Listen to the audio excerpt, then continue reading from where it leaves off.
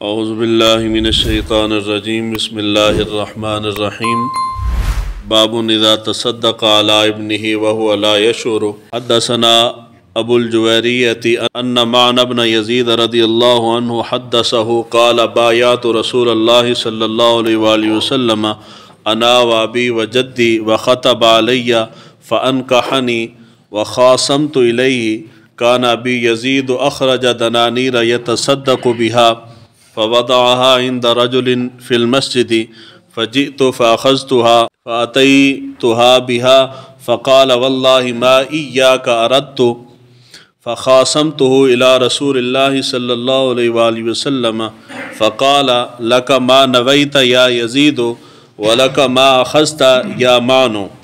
کتاب الزکوٰۃ کا باب نمبر 16 ہے۔ جب کوئی شخص غلطی کے ساتھ اپنی زکوٰۃ اپنے بیٹے کو دے بیٹھے۔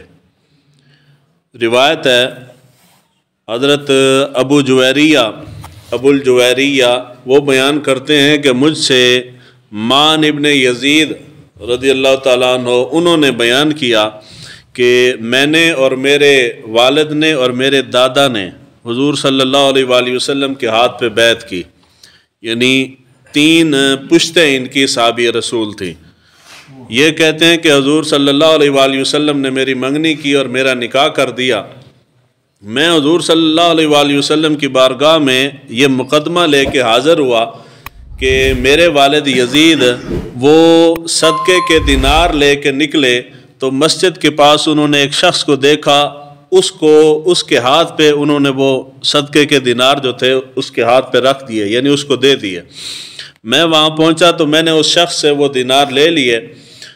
میرے والد نے مجھ سے کہا کہ اللہ کی قسم ہے میں نے یہ تمہیں دینے کا ارادہ نہیں کیا تھا، یعنی یہ تمہارے لیے نہیں ہے۔ میں یہ معاملہ لے کے حضور صلی اللہ علیہ وآلہ وسلم کی بارگاہ میں حاضر ہوا۔ حضور نے ارشاد فرمایا کہ اے یزید، تمہیں تمہاری نیت کا جو تم نے نیت یا ارادہ کیا تھا تمہیں اس کا ثواب ملے گا، اور مجھے فرمایا کہ جو کچھ تم نے لے لیا ہے وہ تمہارا ہی ہے۔ یہ صحابی رسول جو ہیں ان کا نام ہے معن اور ان کے والد کا نام ہے یزید۔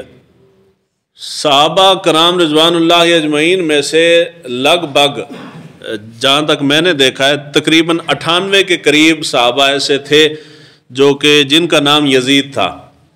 جب بھی یزید کا نام آتا ہے تو یزید سے مراد ہمارے ذہن میں ایک ہی بندہ آتا ہے، وہ بہت بعد کا بندہ ہے، یہ اس کے پیدا ہونے سے پہلے کے لوگ ہیں۔ یہ صحابی رسول تھے یزید۔ حضرت معن یہ بیان کر رہے ہیں کہ میں حضور صلی اللہ علیہ وآلہ وسلم کی بارگاہ میں یہ مقدمہ لے کے گیا۔ سب سے پہلی چیز جو سمجھنے والی ہے کہ یہاں پہ مسئلہ بیان ہو رہا ہے کہ زکوٰۃ یا واجب صدقہ کس کس کو دے سکتے ہیں اور کس کو نہیں دے سکتے۔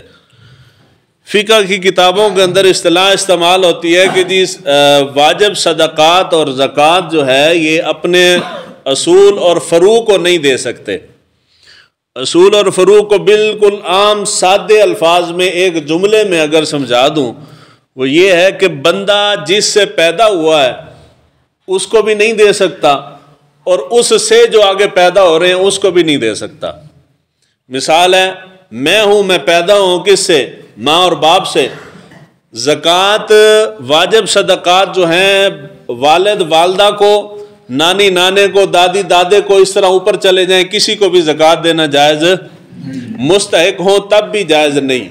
آگے پھر جو میری نسل چل رہی ہے، بیٹا ہے بیٹی ہے، پوتا ہے پوتی ہے، نواسا نواسی ہے، اس طرح جتنی آگے نسل چلی جائے گی ان کو بھی زکوٰۃ دینا جائز۔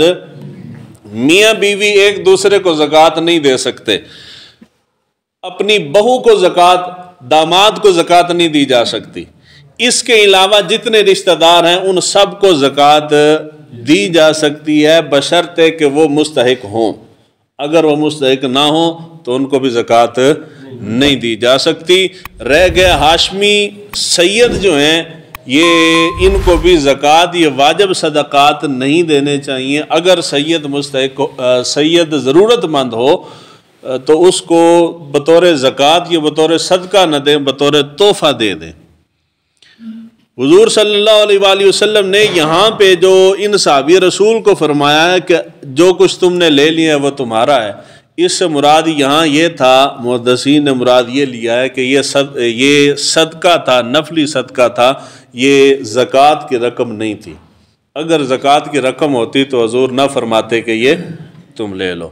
دوسری چیز، انسان جو چیز خرچ کرتا ہے اس کو اس کی نیت اور ارادے کا ثواب ملتا ہے۔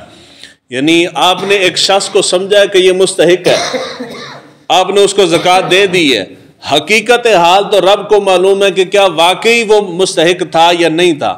آپ نے اس کو مستحق سمجھ کے زکوٰۃ دی ہے، آگے وہ مستحق تھا یا نہیں تھا یہ اس کا اور رب کا معاملہ ہے، آپ کو اس کا ثواب مل جائے گا۔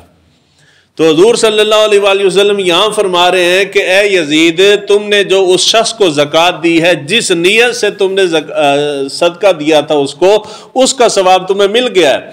آگے وہ صدقہ کدھر جاتا ہے اس سے تمہارا معاملہ نہیں ہے۔ اسی طرح کسی بھی ادارے میں، کسی بھی جگہ پہ آپ صدقہ یا پیسہ یا زکوٰۃ آپ لگاتے ہیں تو آپ کے اوپر لازم نہیں کہ آپ جو اوپر بیٹھے جانے کے جی ہمارا پیسہ کہاں پہ جا رہا ہے۔ مسجد پیسے دیتے نا تو پھر بندہ سر دے کھڑے ہو جاتے ہیں، جی میں جو پیسے دیتے سن تو پھر کتنے گئے، تو دیتے سن تو بس ختم ہو گئے، تیری ملکیت جو نکل گئی۔ جو چیز آپ رب کے حضور، رب کے نام پہ دے دیتے ہیں وہ انسان کی ملکیت سے نکل جاتی ہے۔ میں موبائل دیتا نا، صدقہ کر دیتا، میں پائی ریاض نو یا طیب نو اس نو دے دیتا، میں کہا جی یہ ویج کے تو مسجد ہی چلا لو، پھر میرا حق نہیں ہے کہ جی میں پوچھا ہاں جی کنے دے وکیا سی، کتنے لائے نے پیسے، لگے بھی ہیں کہ نہیں، کدھر کھا پی تو نہیں۔ بھئی تم نے دے دیا ہے، تمہاری طرف سے ادا ہو گئی، آگے کوئی بندہ کھا بھی جائے تو میرا اجر جو ہے وہ ضائع نہیں ہوتا، وہ میرا اجر محفوظ رہے گا۔ اللہ تعالیٰ مجھے اجر دینے والا ہے، میری نیت پہ دینے والا ہے۔ اگر میں نے اچھی نیت سے دیا تو مجھے اس کا ثواب مل جائے گا، وگرنہ نہیں ملے گا۔ جو بھی چیز اللہ کی راہ میں خرچ کر دی جائے پھر اس کو بھول جانا چاہیے، اس کے پیچھے نہیں پڑنا چاہیے۔ پیشہ ور بیکاری نو نہیں دینا چاہیے تھا، جتنا بھی ہے وہ اس طرح کے حدیثان گناہ نہیں ہے، انہوں نے نہ دینا گناہ نہیں ہے، دینا جرا یہ گناہ ہے، نہیں دینا چاہیے تھا۔ کیونکہ وہ انہاں ایک بندے دی وجہ تو کتنے مستحق لوگ نے جڑے رہ جاندے ہیں۔ دیکھو نا پرانے وقت کوئی بندہ مسجد کھڑا ہو کے سوال نہیں سی کرتا، جیڑا کردا سی وہ مستحق ہوندا سی، مجبوری دا کردا سی۔ ہن پیشہ بن گیا، جیڑا بندہ وہ مستحق بھی ہوئے اگر سوال کر رہے ہوئے ساڈے ذہن نہیں چاہتا یار ایویں 2 نمبر تے نہیں، وہ صرف انہاں دی وجہ تو ہے۔ جیڑے پیشہ ور بیکاری نے وہ جتنے مرضی واسطے دے دین انہوں نے نہیں دینا چاہیے، تو انہاں دی نہ انہاں دی دعا لگدی تے بد دعا بھی کوئی نہیں لگدی۔